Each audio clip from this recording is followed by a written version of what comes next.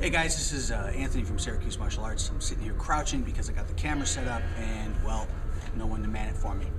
Anyway, as promised, I'm going to do a short video on Saam Jong, okay? The 3-star dummy back here. And then after I do that, I'm going to take the camera off and, basically get a close-up view of it so you can see how it was made. I didn't make it. One of my students, Terry, made it like 10 years ago, and I love this thing, and I'm so glad that we have it back here. It was gone for a while, now we have it back.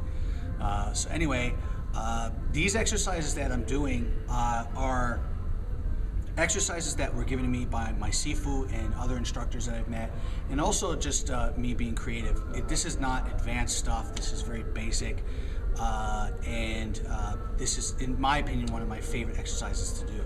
So here you go. Okay, here we go.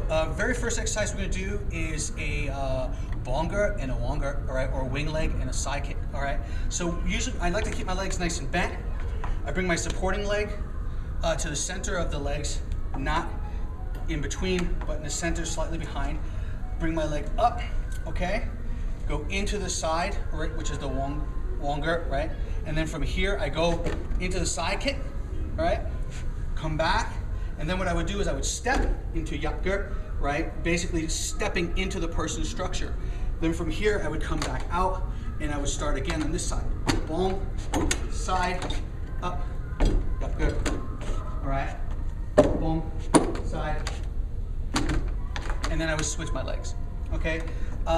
Very important thing to know is that every kick that we do, or every leg defense that we do in Wing Chun, at least this is what I was taught, it's an attack.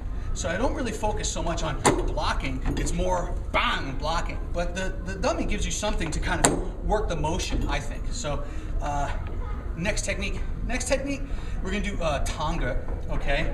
Or dispersing leg. So from here, again, I lift the leg up, I go to the side, I turn my horse, and I hook it. From here, I'm gonna go straight into a jinga or front kick, bam, right? Then it's lifted up a little bit, step, and go here, okay? Again, bring my leg to the center, tan, good, yeah, good, good. And then from here again, bum, bum, go. And then finish. This has to be repaired. This leg has been hit one too many times, and it needs to be fixed. So, okay, next technique. All right, we're gonna go straight into a kick first, then a jutger. So I go jinga, jut, right, or snapping leg, all right? Some people can like to go down here. We can go here.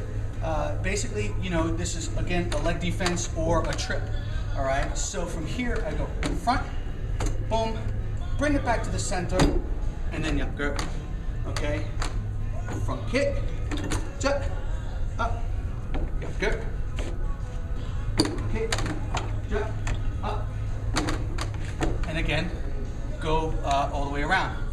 I'm much more talented with my right leg than my left, but I always do right and left leg, okay? But for this, to save time, I'm just gonna do one round with my better leg. Next technique, okay, is a combination of bong, tan, and front kick, all right?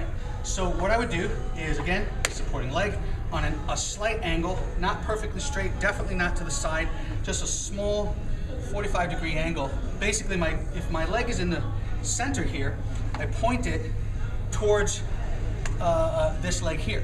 I come up, okay, I go boom, tan, front kick, and then steal the step. I go boom, tan, front kick, steal the step, boom, tan, front kick, step, and I would go all the way around. That's one of my favorite ones to do. And again, you could do it slow, fast, different levels of intensity. I went very, very light there. Usually when I do this technique, it's a little bit fast and with a little bit of power. Okay. Next technique, we're going to do a combination, and this will be the final one, I think. Yes, this is the final one. We're gonna do a combination of bong, side kick, chamber, front kick, tanger, or jutger, depending on which one we want to do. All right, we're gonna do the jutger instead. Okay, so from here, I put my foot in the middle. Boom, side, up, front, jut, up, and then jutger. Okay, that one's kind of a pain in the butt to do, balance-wise. All right, so we go boom, side, up, front, jut, up, boom. Okay, I like that one a lot. One more time. Boom, up, front, up, and then yeah. Okay, keep going. And then lose that balance on that one right there. All right, go. All right, and then all right, again. Boom. Okay, yeah. And that's pretty much it. You can be very creative when you do this stuff. You can do strictly kicks if you want. I've seen videos where guys do just, you know, kick, step, and move on, which is something that I do as well. But just be creative, and that's pretty much it. Try those exercises.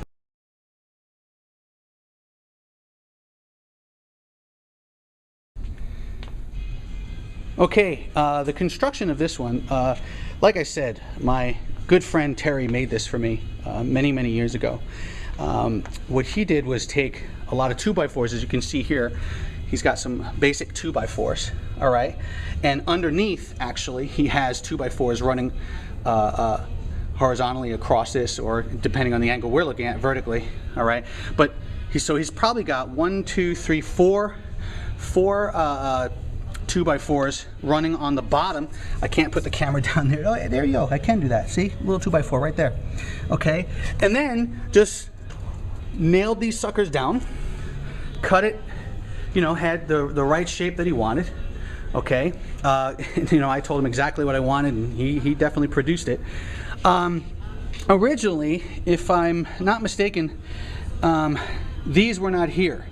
And the problem with that was it was very weak. As you can see, this one here needs repair. It needs to be fixed. I mean, this is thousands of kicks being placed on this thing, so it held up really well. The legs are typically 3 to 4 feet wide or apart and in a perfect triangle. All right, I went with 3 feet because, hello, I'm a short guy. And that's pretty much it. The pole, let's go over and take a look at the pole. The height of the pole, some guys like the height of the pole very, very tall, okay?